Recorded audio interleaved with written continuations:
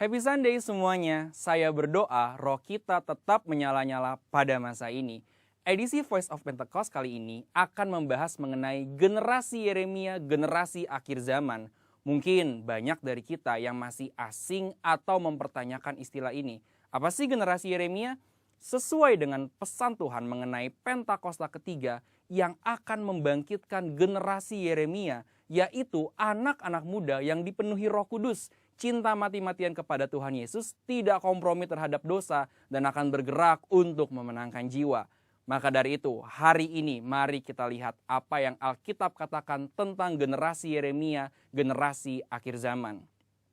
Apabila kita membaca kitab Yeremia dan kehidupan Yeremia, kita mengetahui bahwa Yeremia dipanggil sejak masa mudanya. Di dalam Alkitab, biasanya seseorang yang dipanggil sejak masa mudanya memiliki kekhususan yang penting. Mereka memainkan peran penting yang menjadi titik balik rencana Allah bagi umatnya. Kita juga dapat menemukan bahwa kehidupan dan pelayanan Yeremia memiliki korelasi dengan anak-anak muda yang sedang melayani Tuhan pada masa ini. Yang pertama, Yeremia hidup dan melayani dalam zaman yang unik, di mana bangsa Yehuda akan memasuki satu era yang baru. Pemahaman-pemahaman dan cara hidup mereka yang lama kini harus diperbaharui. Yeremia hidup mengikuti tuntunan dan pesan Tuhan sehingga dapat memasuki era baru ini. Yeremia juga hidup di zaman lunturnya pengenalan akan Tuhan, di mana orang-orang tetap beribadah seperti biasa secara formalitas. Mereka datang beribadah kepada Tuhan, tetapi tidak menunjukkan pertobatan dan perubahan hidup. Apabila kita melihat hari ini, ada berapa banyak orang Kristen yang beribadah tetapi hatinya menjauh dari Tuhan. Maka dari itu, generasi Yeremia adalah generasi yang siap memasuki era baru dengan cara penuh Roh Kudus dan menyuarakan pertobatan besar-besaran. Yang kedua, Yeremia dipanggil kepada gaya hidup penyangkalan diri yang radikal. Dalam Yeremia 1 ayat 17-18, Tuhan meminta Yeremia tidak gentar menyuarakan hal yang bertentangan dengan dosa dan pelanggaran. Yeremia sangat banyak menyangkal dirinya. Ia bahkan diminta untuk tidak menikah, mengingat bangsanya akan memasuki keadaan darurat. Hal ini bukan berarti semua generasi Yeremia dipanggil untuk tidak menikah. Tetapi ini menjadi contoh betapa sungguh-sungguhnya generasi Yeremia harus menyangkal dirinya. Hari-hari ini kita juga sedang memasuki keadaan darurat akibat dari merebaknya COVID-19 dan krisis ekonomi yang mempengaruhi seluruh dunia. Mungkin keadaan darurat hari ini menjadi tanda bangkitnya generasi Yeremia. Maka generasi Yeremia adalah generasi yang siap menyangkal dirinya bagi rencana Tuhan dalam banyak hal. Generasi yang cinta mati-matian kepada Tuhan Yesus dan akan melayani Indonesia seperti yang belum pernah terjadi sebelumnya. Yang ketiga, Yeremia mendapatkan pesan mengenai fase selanjutnya dari rencana Tuhan. Yeremia 31 ayat 33-34 mengatakan, "Tetapi beginilah perjanjian yang kuadakan dengan kaum Israel sesudah waktu itu. Demikianlah firman Tuhan. Aku akan menaruh Tauratku dalam batin mereka dan menuliskannya dalam hati mereka. Maka aku akan menjadi Allah mereka dan mereka akan menjadi umatku. Dan tidak usah lagi orang mengajar sesamanya atau mengajar saudaranya dengan mengatakan, 'Kenallah Tuhan,' sebab mereka semua besar kecil akan mengenal aku, demikianlah firman Tuhan. Sebab aku akan mengampuni kesalahan mereka dan tidak lagi mengingat dosa mereka." Dari ayat ini kita mengetahui bahwa Yeremia adalah pembawa pesan mengenai suatu perjanjian yang baru, di mana keadaan Israel akan dipulihkan karena tugas mereka belum selesai, yaitu datangnya Mesias Tuhan Yesus Kristus. Maka dari itu, generasi Yeremia adalah generasi yang membawa pesan Tuhan tentang kedatangan Tuhan Yesus Kristus yang didahului oleh penggenapan amanat agung. Hari ini, mari saudara sekalian, kita meresponi panggilan Yeremia dengan cara hidup penuh Roh Kudus, cinta mati-matian kepada Tuhan Yesus, tidak kompromi terhadap dosa, dan bergerak memenangkan jiwa. Tuhan Yesus memberkati.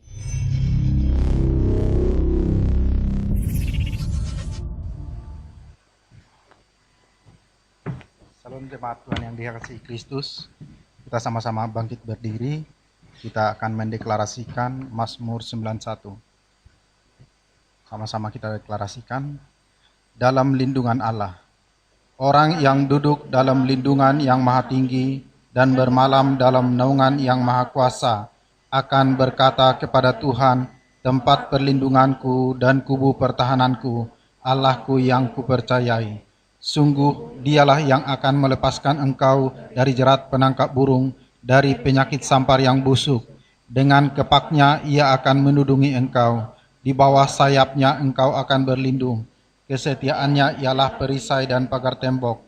Engkau tak usah takut terhadap kedahsyatan malam, terhadap panah yang terbang di waktu siang, terhadap penyakit sampar yang berjalan di dalam gelap, terhadap penyakit menular yang mengamuk di waktu petang. Walau 1000 orang rebah di sisimu dan 10.000 di sebelah kananmu, tetapi itu tidak akan menimpamu. Engkau hanya menontonnya dengan matamu sendiri dan melihat pembalasan terhadap orang-orang fasik. Sebab Tuhan ialah tempat perlindunganmu, yang maha tinggi telah kau buat tempat perteduhanmu. Malapetaka tidak akan menimpa kamu, dan tulah tidak akan mendekat kepada kemahmu. Sebab malaikat-malaikatnya akan diperintahkannya kepadamu untuk menjaga engkau di segala jalanmu. Mereka akan menatang engkau di atas tangannya, supaya kakimu jangan terantuk kepada batu. Singa dan ular tedung akan kau langkahi. Engkau akan menginjak anak singa dan ular naga. Sungguh hatinya melekat kepadaku, maka aku akan meluputkannya. Aku akan membentenginya, sebab ia mengenal namaku. Bila ia berseru kepadaku, aku akan menjawab. Aku akan menyertai dia dalam kesesakan. Aku akan meluputkannya dan memuliakannya.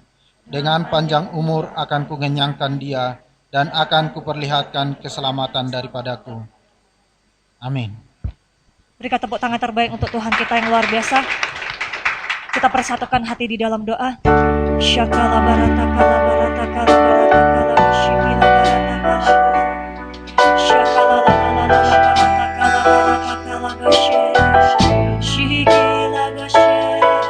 Haleluya. Syakala la la barata kala shikila. Shikila la la la la barata kala barata kala.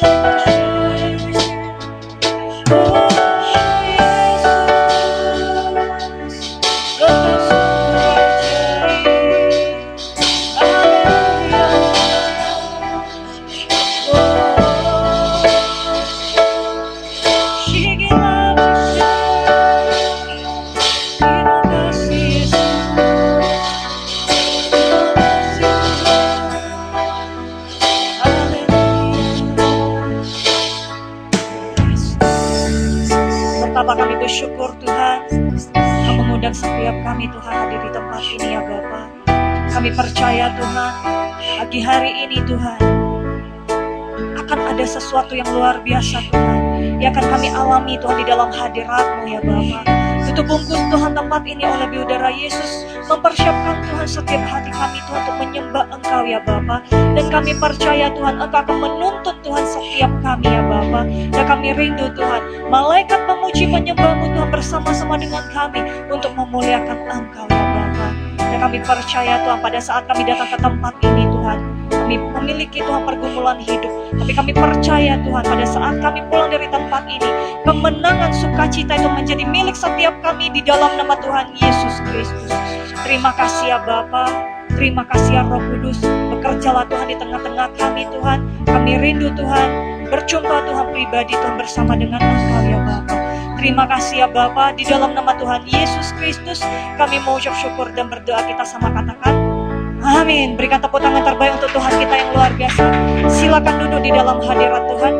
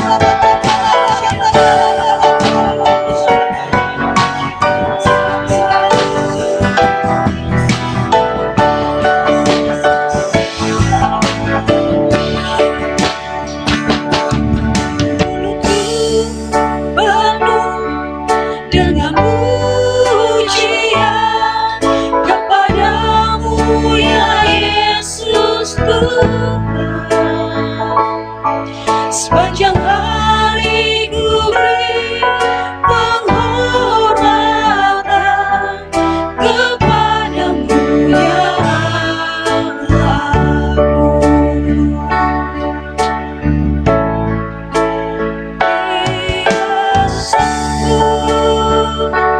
Yesus sanggup melakukan perkara yang besar. Dia sanggup, Yesus sanggup memulihkan yang terluka, menyembuhkan yang menderita. Dia sanggup memulihkan hidupku.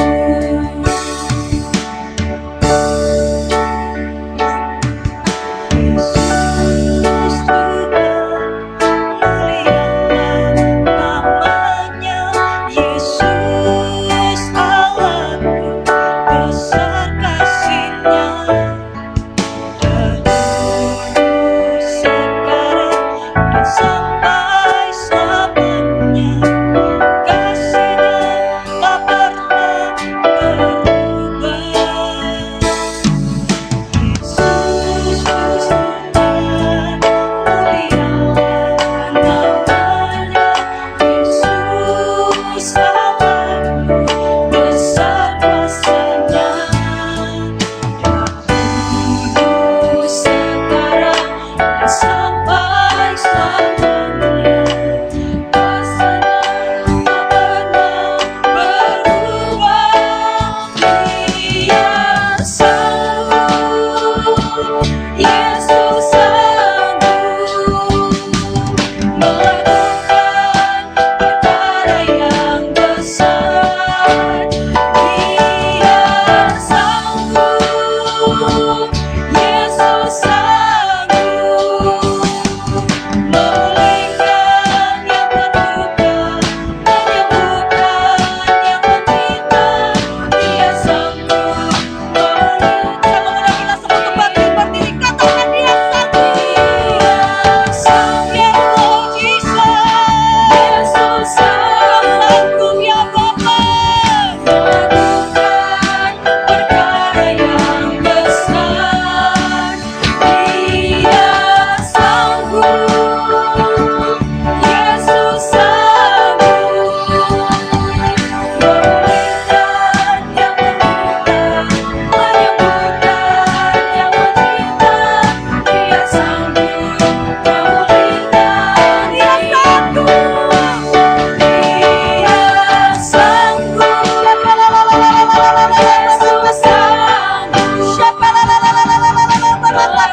Yesus sanggup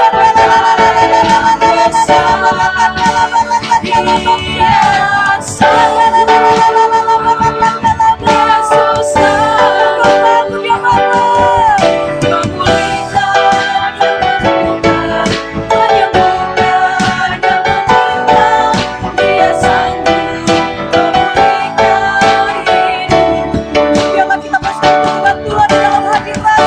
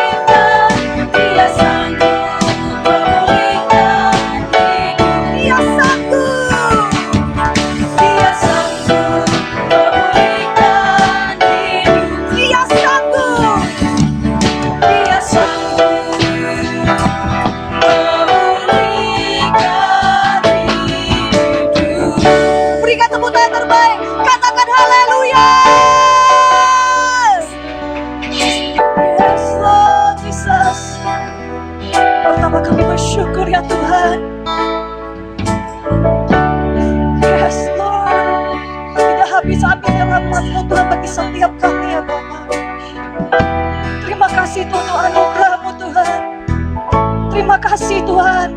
Sukacita-Mu Tuhan yang Kau berikan bagi setiap kami ya Bapa. Kami mau lebih lagi Tuhan menari bersorak Tuhan untuk memuliakan Engkau Tuhan. Lewat kesehatan yang Kau berikan Tuhan bagi setiap kami ya Bapa.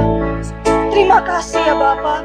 Di dalam nama Tuhan Yesus Kristus kami mengucap syukur dan berdoa. Kita sama-sama katakan amin. Berikan tepuk tangan terbaik. Haleluya. Ada sukacita yang baru, amin? Amin. Amin. Ayo kita sama-sama tepuk tangan di atas kepala kita.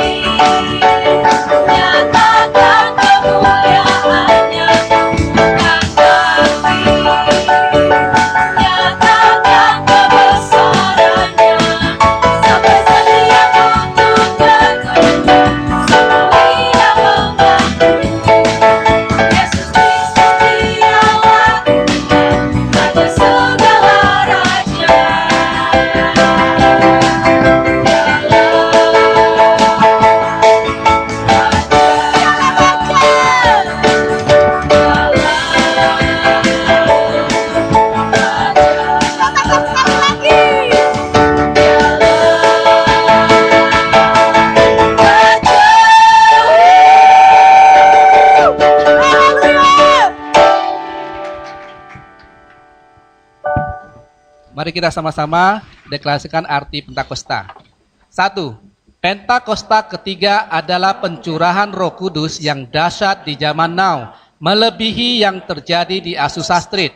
2. Pentakosta ketiga akan mengakibatkan penuaian jiwa yang terbesar dan terakhir sebelum Tuhan Yesus datang kembali.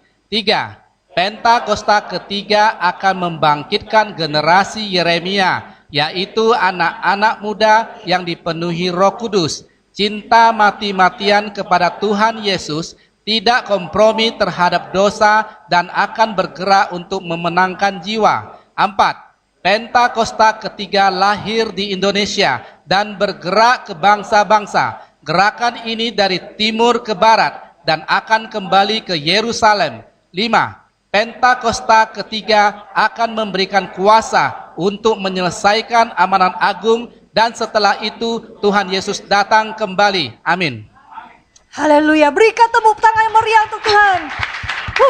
Silakan duduk di dalam hadirat Tuhan. Ini waktunya kita akan memberi yang terbaik untuk pekerjaan Tuhan di tempat ini. Kita persatukan hati di dalam doa. Terima kasih ya Bapa atas kebaikan-Mu Tuhan. Engkau telah berkati Tuhan kesehatan kami, pelayanan kami, bisnis usaha pekerjaan kami, beserta keluarga besar kami ya Bapa. Dan saat ini Tuhan kami rindu Tuhan untuk menabur Tuhan. Biarlah setiap tangan-tangan yang ditabur Tuhan di tempat ini Tuhan Engkau kembalikan Tuhan 100 kali lipat. Biarlah Tuhan pagi hari ini Tuhan setiap kami yang kami mau memberi Tuhan dengan sukacita yang daripada Engkau. Di dalam nama Tuhan Yesus Kristus kami mengucap syukur dan berdoa. Haleluya. Amin.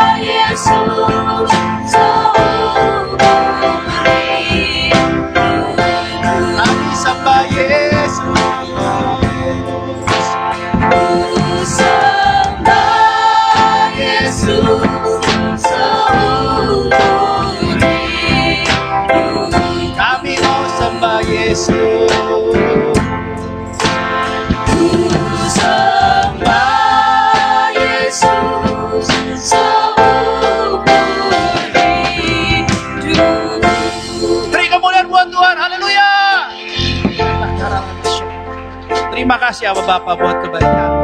Saya bersyukur kami boleh berkumpul di tempat ini, di rumah-Mu Tuhan. Terima kasih buat perkenanan-Mu. Kami percaya saat ini Kau urapi kami dengan Roh Kudus-Mu pribadi lepas pribadi, sehingga kami boleh mengerti tentang firman kebenaran. Dan bahkan bukan hanya itu, kami boleh dimateraikan untuk menjadi pelaku firman. Bapa, urapi hamba-Mu yang akan menyampaikan isi hati. Biarlah ada kuasa perkataan sorgawi yang mengubahkan setiap dari kami, yang memperbaharui setiap dari kami, sehingga kami semakin segambar dengan Yesus di dalam nama Tuhan Yesus. Kami Berbicaralah Abah Bapa, kami siap berdiam dalam hadirat-Mu untuk mendengarkan isi hati. Segala hormat, pujian, kuasa, kemuliaan, kasih bagi-Mu. Dalam nama Tuhan Yesus Kristus, kami mengucap syukur dan berdoa. Yang siap menerima Tuhan, sama-sama katakan amin. Silakan duduk Bapak Ibu Saudara. Shalom. Puji Tuhan. Bagaimana kabarnya? Ada satu cerita di perjanjian lama setelah kejadian air bah di zaman Nuh, bahwa semua anak manusia membuat sebuah menara untuk mencapai langit.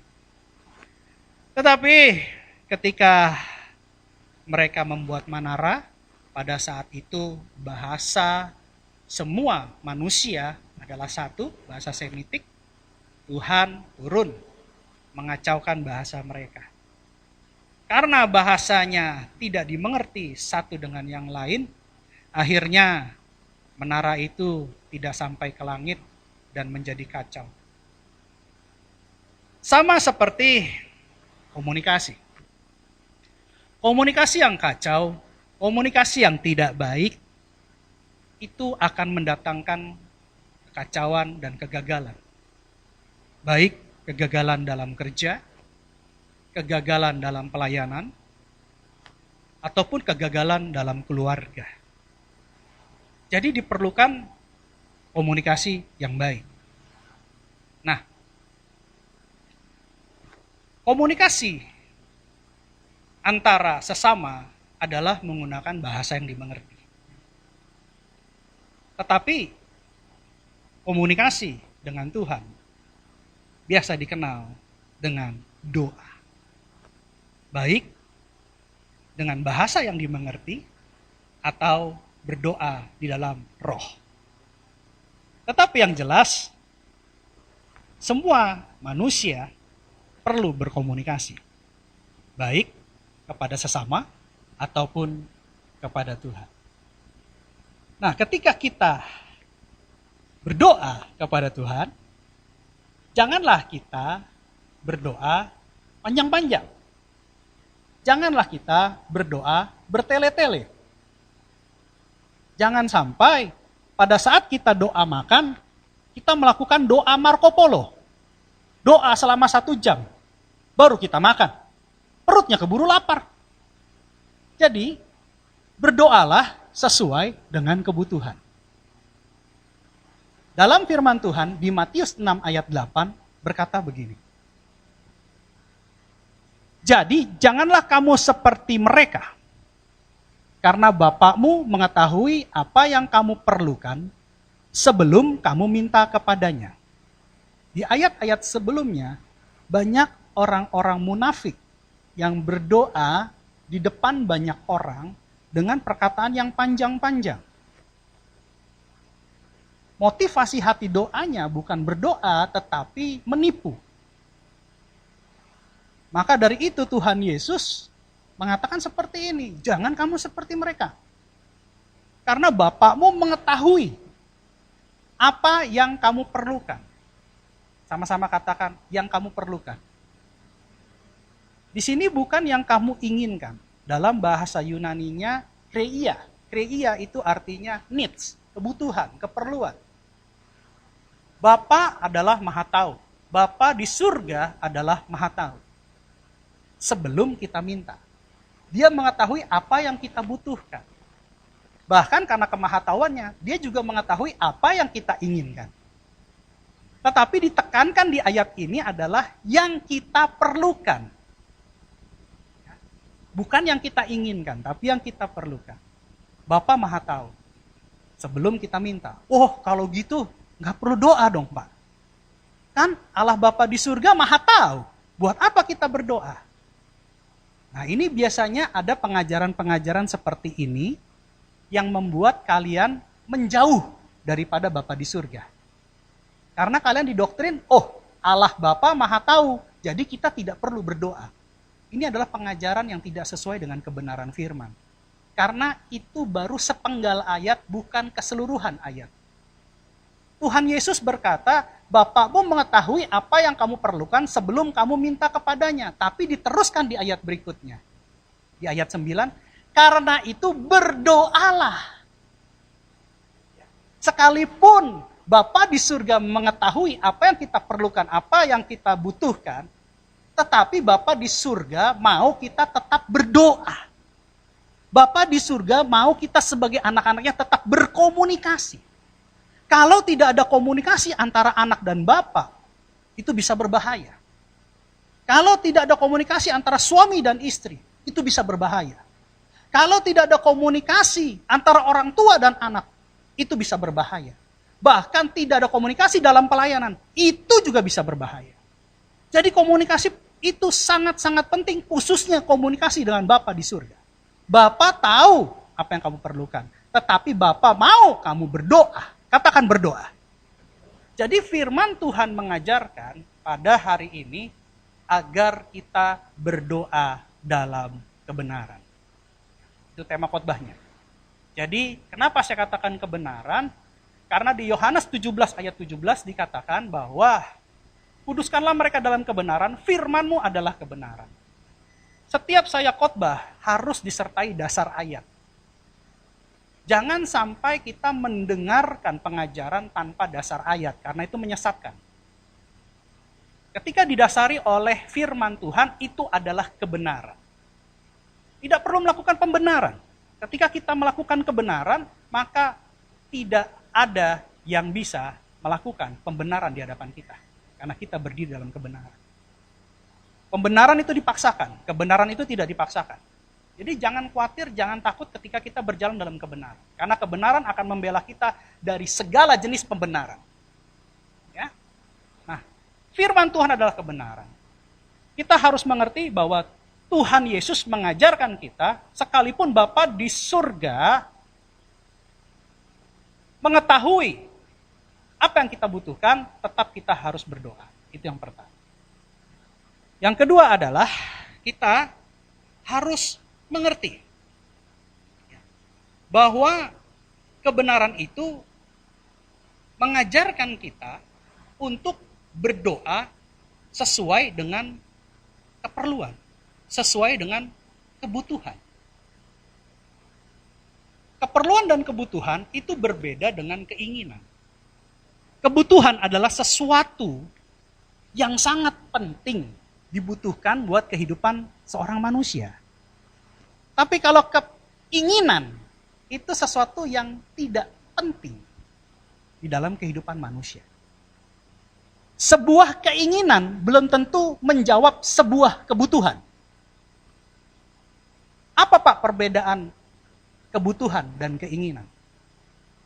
Yang membedakan adalah pola pikir dan tuntutan hidup.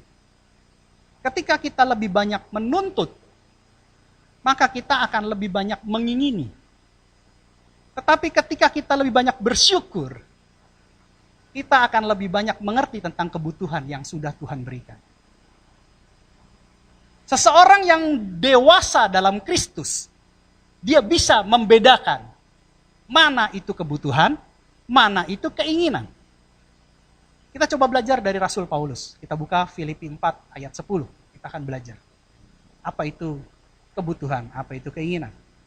Aku sangat bersuka cita dalam Tuhan, bahwa akhirnya pikiranmu dan perasaanmu bertumbuh kembali untuk aku, kata Rasul Paulus. Memang selalu ada perhatianmu, tetapi tidak ada kesempatan bagimu.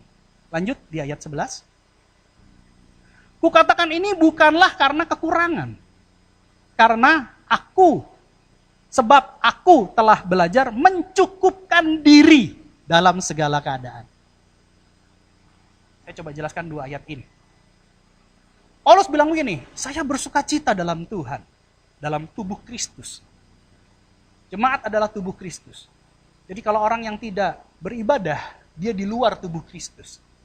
Bagaimana dia bisa mendapat kepenuhan Kristus kalau dia berada di luar tubuh Kristus?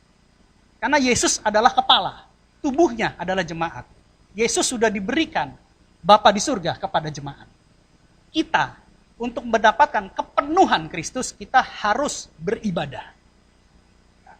Itu nats yang harus dimengerti. Kenapa kita harus beribadah? Kenapa kita harus berjemaat? Penting. Kalau kita hidup sendirian, tidak ada yang support kita, tidak ada yang menguatkan kita, tidak ada yang berbagi buat kita, tidak ada yang mendoakan kita.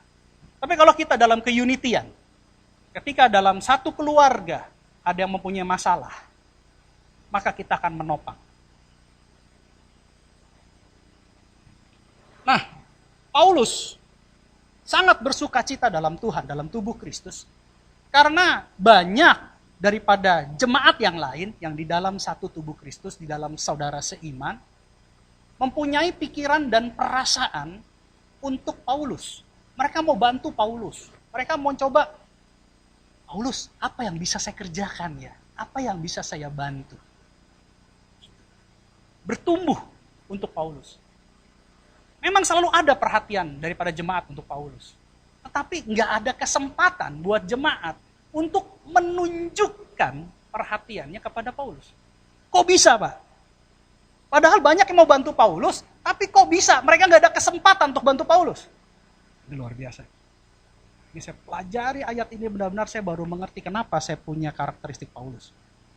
Ayat 11. Dikatakan begini. Kukatakan ini bukanlah karena kekurangan.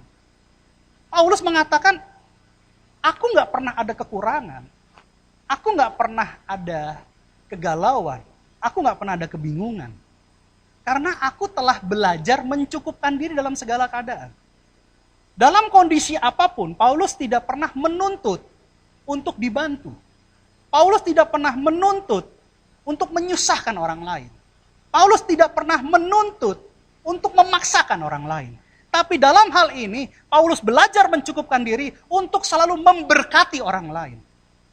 Paulus tahu banyak orang yang mau tolong dia. Paulus tahu banyak orang yang mau berbagi sama dia. Tapi Paulus bilang, cukuplah aku yang memberkati kamu. Cukuplah aku yang bekerja untuk kamu. Karakteristik Paulus tidak pernah menuntut. Karakteristik Paulus tidak pernah menyusahkan orang lain. Tidak pernah memaksakan kehendaknya untuk dilakukan untuk orang lain. Tapi Paulus berusaha melakukan dengan kemampuannya sendiri. Mencukupkan diri dalam segala keadaan untuk menjadi berkat buat orang lain. Itu karakteristik Paulus. Ini yang saya katakan, ketika kita banyak menuntut pasangan kita, dan pasangan kita tidak bisa memenuhi tuntutan kita, yang ada adalah kekecewaan. Tapi ketika kita menerima apa adanya, bukan ada apanya, pada pasangan kita, maka yang ada adalah ucapan syukur. Ini penting sekali. Belajar untuk mencukupkan diri dalam segala keadaan. Kita punya kondisi seperti ini, ya bersyukur. Terkadang kita lebih senang melihat rumput tetangga lebih hijau. Ini menurut saya Tuhan tidak ajarkan begini. Firman Tuhan mengatakan belajar untuk mencukupkan diri dalam segala keadaan. Katakan, dalam segala keadaan. Kalau kalian belajar tentang ini, maka akan selalu ada damai sejahtera dan sukacita.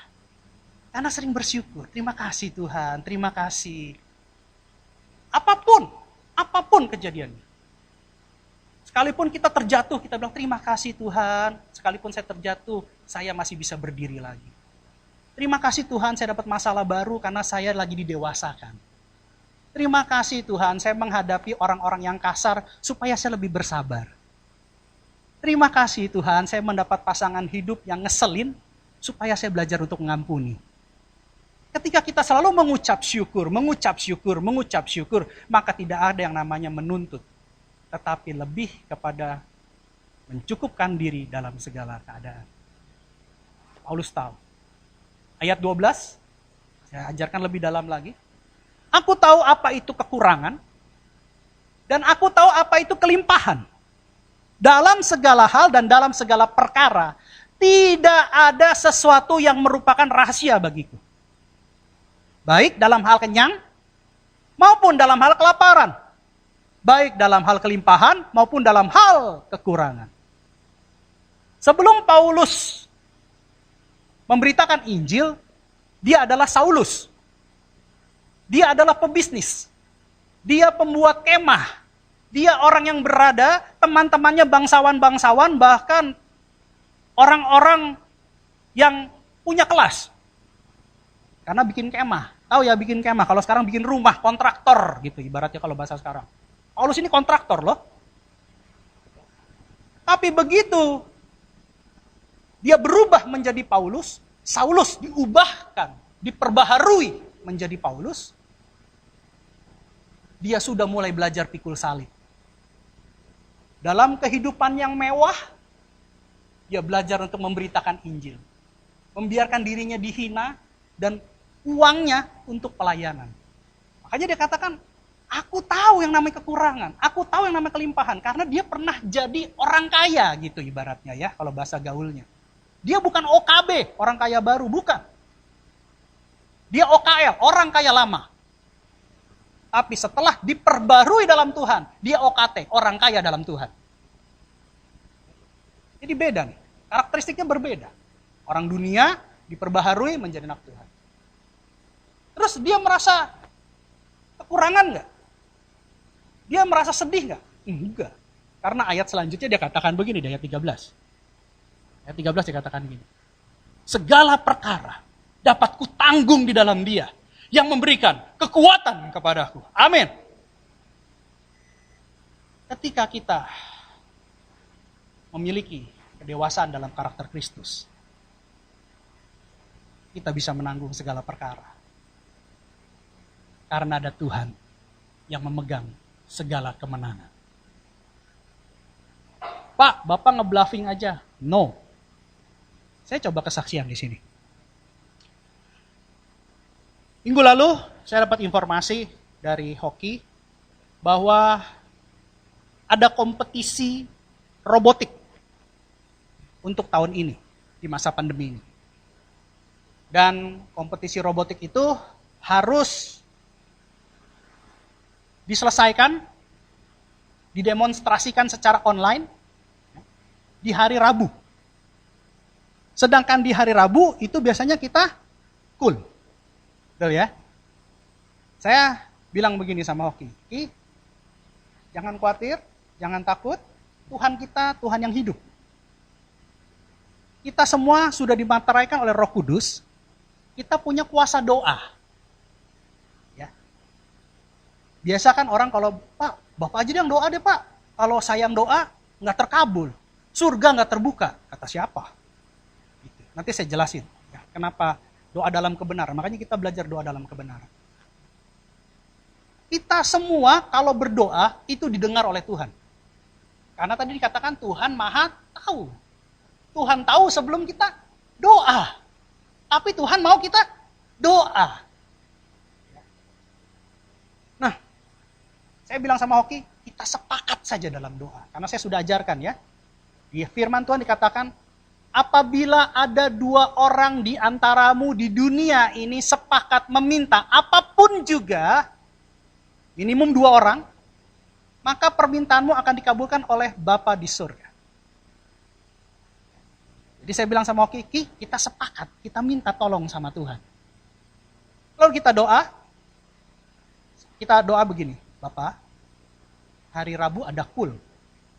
Kami tidak mau pelayanan kami terganggu. Karena prioritas saya pelayanan. Nomor 1 saya mau dikasih kantong, mau dikasih cuan, mau dikasih hepeng. Kalau saya bilang Tuhan nomor 1, Tuhan nomor 1. Saya bukan orang yang gampang digoyangin. Sebentar ke kiri, sebentar ke kanan, enggak. Kalau saya bilang saya cinta Tuhan, saya prioritaskan Tuhan, akan saya lakukan. Kita sudah belajar tentang komitmen. Kenapa? Ketika kita komitmen sama Tuhan, Tuhan akan lebih komitmen lagi sama kita. Kalau manusia, belum tentu komitmen.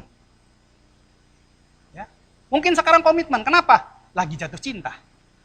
Mungkin komitmen, kenapa? Karena ada hepeng, ada duit. Ya, biasa kan gitu ya. Ada uang abang sayang, tak ada uang abang melayang. Kan manusia gitu ya. Kalau ada duit tuh kita geng nih, kita teman. Coba kalau orang susah, bukan teman gua tuh gua nggak kenal. Nah, jadi kami berdoa. Bapak, kami ada pelayanan di hari Rabu. Kami mau jadi saksi. Kami mau jadi toladan. Kami mau jadi garam dan terang. Tolong bantu kami, boleh nggak kompetisi robotiknya ditunda. Jangan hari Rabu. Alkisah, beberapa hari kemudian, Hoki pulang kuliah, dia bilang, "Wih, kompetisi robotiknya ditunda." Puji Tuhan, doa kita didengar. Tapi dia teruskan, tapi ditundanya di hari Minggu, Pi. Waduh, lebih parah lagi nih, digesernya ke hari pelayanan ibadah raya lagi.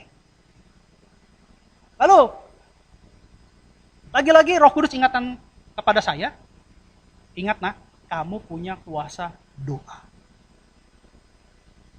Jadi, saya bilang lagi sama Ki, "Ki, jangan khawatir, kita sepakat lagi doa. Jangan putus asa, Tuhan kita itu ya dan amin." Jadi saya tiap pagi datang ke gereja, di sini biasa kita suka berdoa, mendoakan jemaat, mendoakan pengerja, ya, mendoakan keperluan-keperluan jemaat. Biasanya Tuhan juga bicara langsung sama saya, tanpa kalian kasih tahu gitu ya, Tuhan bicara dengan saya. Itu kita doakan. Nah, waktu itu saya doa satu perkataan, "Aba Bapa, terima kasih Engkau sudah mendengarkan doa kami, sehingga kompetisi robotik digeser dari hari Rabu ke hari Minggu. Tapi boleh nggak kami sebagai anak minta lagi kepada Bapa, kalau bisa hari Senin. Karena hari Minggu ada pelayanan Abah. Kasian, pagi-pagi pelayanan, siang-siang buru-buru ke Poltek untuk demonstrasikan robot." Akhirnya setelah itu kami kembali setelah doa, dan malamnya anak saya Hoki pulang dari Poltek, dia bilang, "Wih, puji Tuhan." Kenapa? Kompetisi robotiknya ditunda lagi sampai hari Senin. Ketika kita minta ditunda, itu jadi hari Minggu, ketika Senin, jadi Senin. Kok bisa Pak doa Bapak didengar Tuhan? Kok bisa Pak instan Pak? Padahal itu nggak ngomongin tanggal, nggak ngomongin bulan besok, nggak ngomongin tahun depan, tapi ngomongin hari. Kok bisa Pak langsung dijawab? Karena kita berdoa sesuai kebutuhan. Kita berdoa tidak dengan keinginan atau hawa nafsu, tapi berdoa sesuai dengan kebutuhan. Itulah berdoa dalam kebenaran. Yakobus 4 ayat 2 berkata begini, "Kamu mengingini sesuatu," bukan membutuhkan ya, mengingini. "Kamu mengingini sesuatu, tetapi kamu tidak memperolehnya. Lalu kamu membunuh." Wih, serem amat Pak. Nggak peroleh langsung bunuh. Nanti saya jelaskan pelan-pelan. "Kamu iri hati, tetapi kamu tidak mencapai tujuanmu. Lalu, kamu bertengkar dan kamu berkelahi. Kamu tidak memperoleh apa-apa karena kamu tidak berdoa." Ada kebutuhan, ada keinginan. Tapi dalam keinginan, ada keinginan kita yang tidak disertai dengan doa, yang tidak dimulai dari doa. Ada beberapa orang yang datang ke saya, "Pak, Tuhan kan gak pernah gagal Pak. Ku percaya Kau Tuhan yang tak pernah gagal, menjadikanku lebih dari pemenang. Tapi kok bisnis saya kalah terus ya? Saya nyanyiin itu loh Pak, tiap pagi Pak. Di motor juga saya nyanyiin. Di toko saya nyanyiin. Diulang-ulang-ulang. Sampai saya imani bahwa Tuhan kita tidak pernah gagal. Tapi kok saya gagal ya Pak? Langsung saya tanya sama orang itu, "Sebelum kamu mulai bisnis ini, kamu ada doa nggak? Jangan-jangan kamu jalan duluan, baru komplain ke Tuhan." Ya banyak yang begitu ya. "Wah Pak, pasangan hidup saya rese Pak. Waduh galak Pak." Yang satu lagi bilang, "Enggak Pak, pasangan hidup saya cerewet Pak. Nggak tahan, nuntut terus Pak." Ngadu sama gembalanya. Terus gembalanya nanya, "Dulu yang pilih pasangan hidup kamu atau Tuhan?" Sekarang sudah pilihan sendiri, komplainnya ke Tuhan. Padahal Tuhan dulu nunjukin, ini nih yang lebih bagus. Terkadang kita belum berdoa tapi langsung melakukan sesuatu. Firman Tuhan bilang gini, lalu kamu bunuh, karena kamu nggak peroleh. Ini ngebunuh ini bukan terus pakai pisau gitu ya, ngebunuh bukan, atau pakai pistol, dor, bukan. Ngebunuh ini bisa dengan perkataan loh. Menyakiti sesama, ya, menjelek-jelekan sesama, ya gitu ya. Sehingga akhirnya lawannya sakit hati. Sakit hati, kecewa, sedih. Apa yang terjadi? Akhirnya dia menjauh dari Tuhan. Ketika dia menjauh dari Tuhan, artinya apa? Artinya dia sudah tidak lagi bersama Tuhan. Atau dia jadi jahat. Ketika kita perkataannya tidak baik,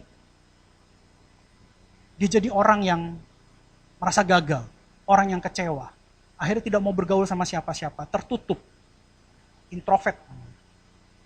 Tertutup. Dan ini akhirnya berbuah dosa. Upah dosa adalah maut. Ini yang dikatakan membunuh. Secara tidak sadar dengan perkataanmu, dengan perbuatanmu, dengan tingkah lakumu, engkau membunuh sesamamu. Karena engkau tidak memperolehnya. Atau kamu iri hati. Efeknya apa? Bertengkar, berkelahi. Ini pertengkaran perkelahian asalnya dari mana? Hati. Iri.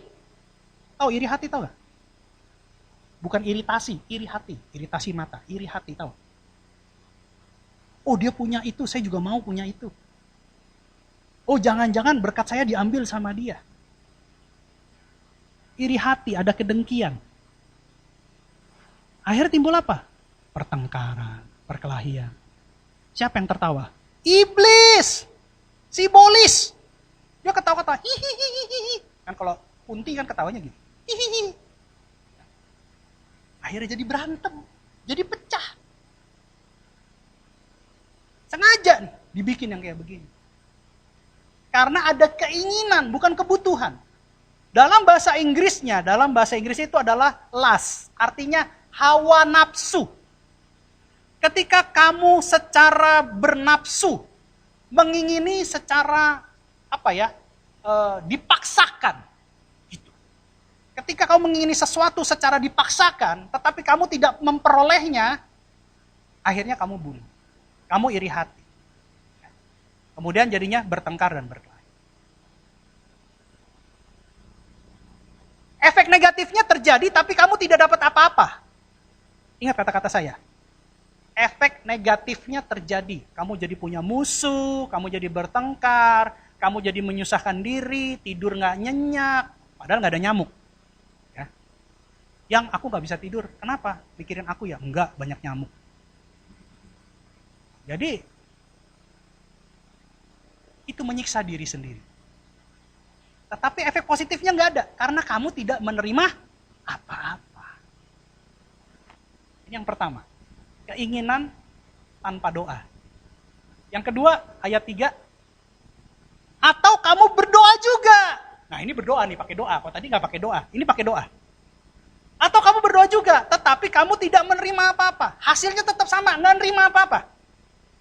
Pakai doa, nggak pakai doa, kalau keinginan, hawa nafsu, tetap hasilnya sama. Tidak menerima apa-apa. Hasilnya sama. Karena kamu salah berdoa. Pak, emang ada salah berdoa? Wah, dengan ayat ini langsung orang bilang, ya coba kamu pimpin doa. Aduh Pak, Alkitab bilang takut salah berdoa. Nanti saya salah berdoa.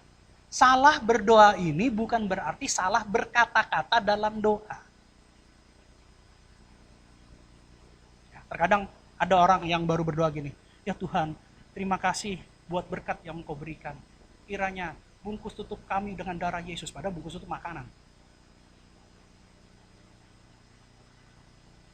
Atau ada juga yang berdoa, Tuhan, jadikan kami di bawah kaki Kristus. Berarti kita sejajar dengan iblis.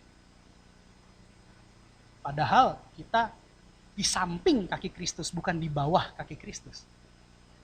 Segala kuasa ditaklukkan di bawah kakinya. Itu segala kuasa, kuasa kegelapan. Kalau kita katakan, Tuhan, jadikan kami takluk di bawah kaki Kristus. Berarti kita sejajar dengan iblis.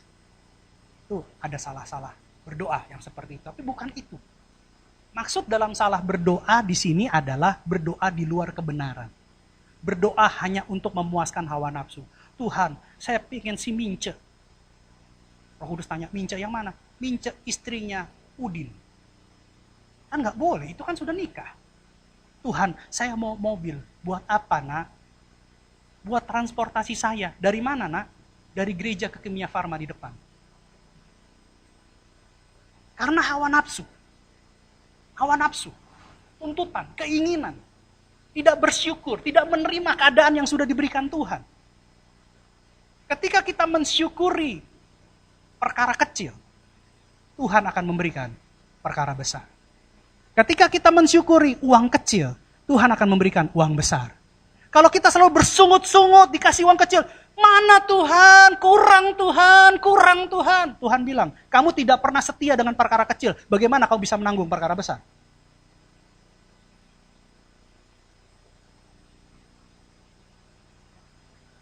Di sini dikatakan kamu salah berdoa. Karena kamu banyak menuntut, bukan bersyukur. Kan saya sudah ajarkan cara berdoa. Siapa suka menggemakannya, akan makan buahnya. Ucapkan syukur buat kebaikan Tuhan, maka kebaikan Tuhan akan terjadi dalam hidup kita. Sebab yang kamu minta itu hendak kamu habiskan untuk memuaskan hawa nafsu. Manusia melihat dengan mata, tapi Tuhan melihat dengan hati. Apapun motivasi hatimu dalam berdoa, Tuhan tahu. Tidak ada yang tersembunyi di hadapan Tuhan.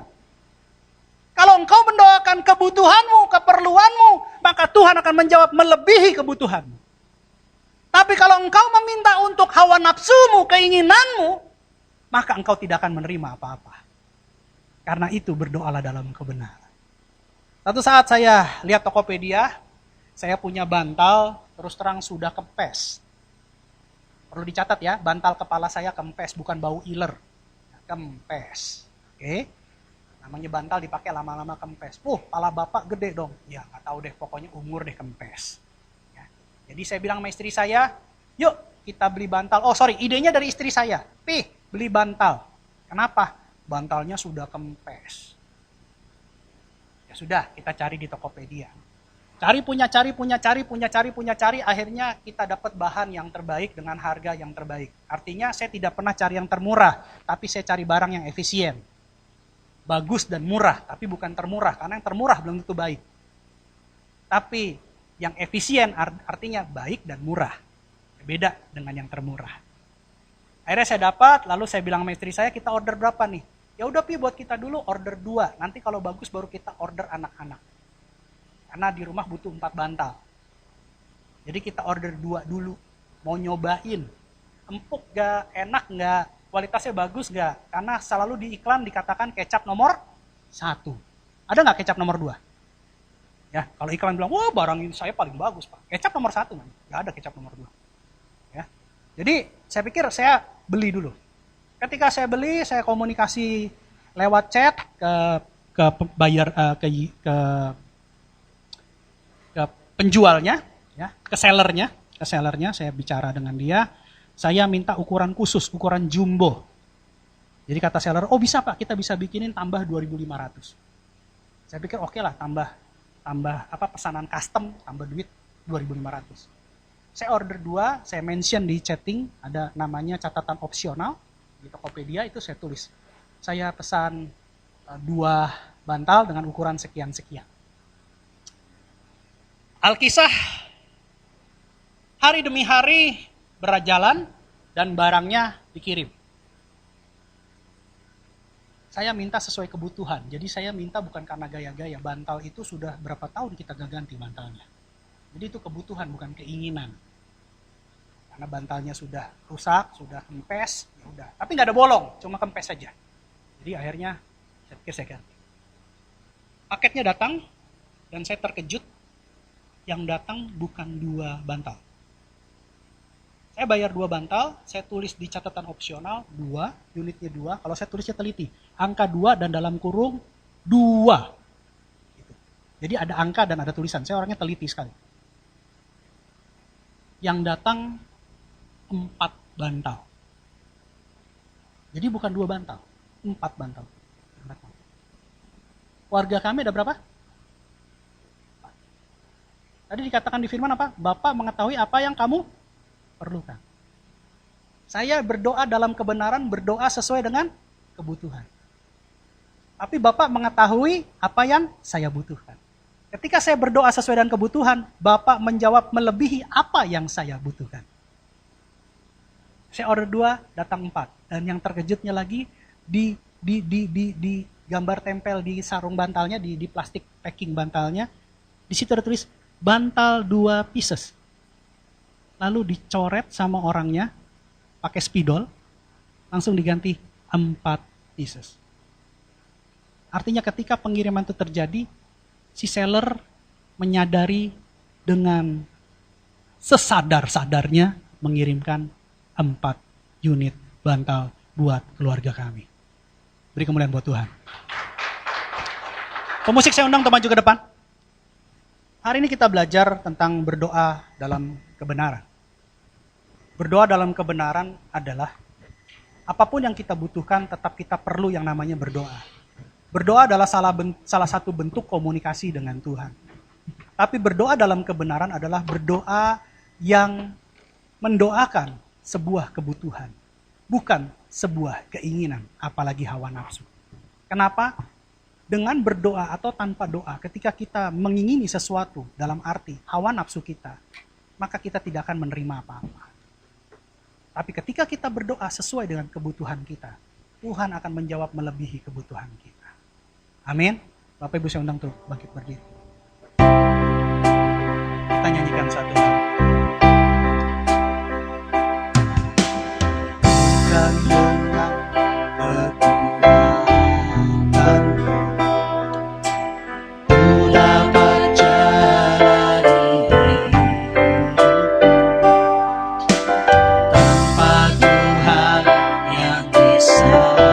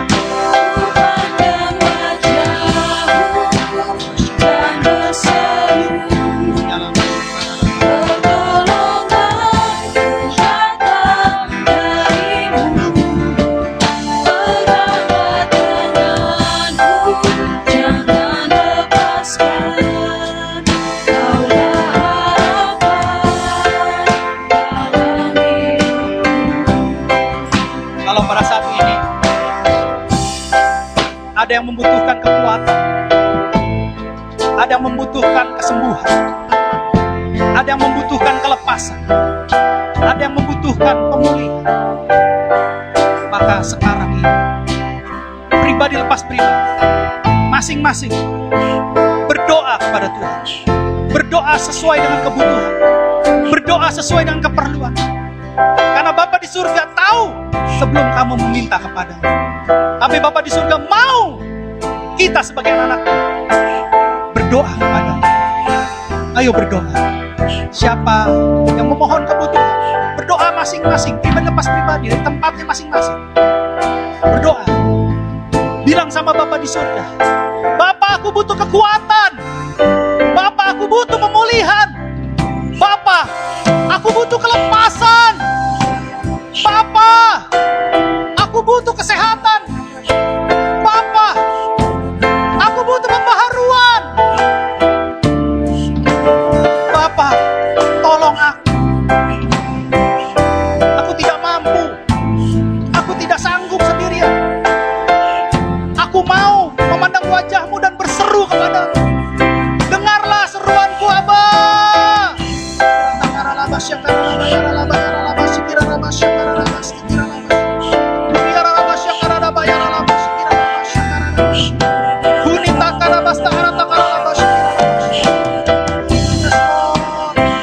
Dengarkan doa anak-anakmu di tempat ini, Abah.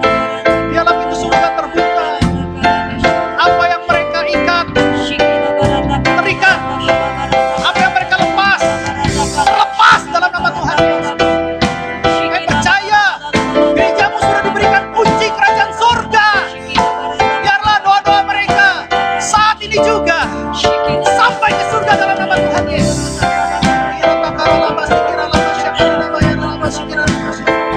Izinkan malaikat-malaikat melayani mereka, Abah. Melayani mereka sehingga apa yang mereka butuhkan, apa yang mereka perlukan, Engkau jawab melebihinya di dalam nama Tuhan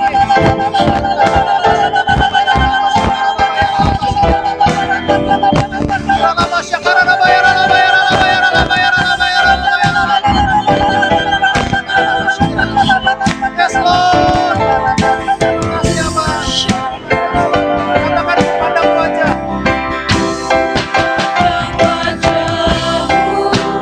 Dan pesanmu pertolongan datang darimu. Peganglah tanganku, jangan lepaskan. Kaulah harapan dalam hidupku. Kaulah harapan. Kaulah harapan dalam hidupku. Kaulah harapan. Kaulah harapan dalam hidupku. Beri kemuliaan buat Tuhan.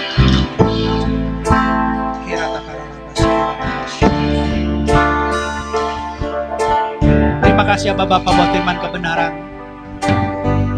Kami tahu bahwa saat-saat sekarang ini adalah masa-masa ekonomi yang sulit. Tapi kami percaya satu hal. Segala perkara dapat kutanggung di dalam Dia yang memberi kekuatan kepada kami. Ketika kami memiliki karakter kedewasaan dalam Kristus, kami tahu apa yang namanya kebutuhan, kami tahu apa yang namanya keinginan. Ajarkan kami, Abah, sehingga kami mulai saat ini kami belajar mencukupkan diri dalam segala keadaan kami, dan kami mulai berdoa dalam kebenaran. Kami percaya Bapa di surga akan menjawab doa kami melebihi apa yang kami butuhkan. Terima kasih Abah Bapa buat kebaikan. Saudara-saudara terkasih dalam Kristus, mari kita buka kedua tangan kita dan pintu hati kita selebar-lebarnya di hadapan Tuhan. Kekasih-kekasih Kristus, sama seperti engkau membuka kedua tanganmu dan pintu hatimu di hadapan Tuhan, saat ini juga pintu surga terbuka di hadapan. Pulanglah dan bawalah berkat kuasa doa, berkat kemenangan, berkat pemulihan, berkat kesembuhan, berkat keberhasilan, berkat keberuntungan, berkat pengudusan, berkat keselamatan, bahkan berkat Abraham, Ishak, dan Yakub, serta shalom dari Allah Bapa kita di surga oleh Tuhan kita Yesus Kristus dan persekutuan yang manis bersama dengan Roh Kudus mulai saat ini sampai Tuhan Yesus sendiri yang akan menjemput kita di awan-awan yang permai. Sebagai umat pemenang yang sudah menerima berkat Tuhan, sama-sama kita katakan amin. Selamat hari Minggu, Tuhan Yesus memberkati berlimpah-limpah.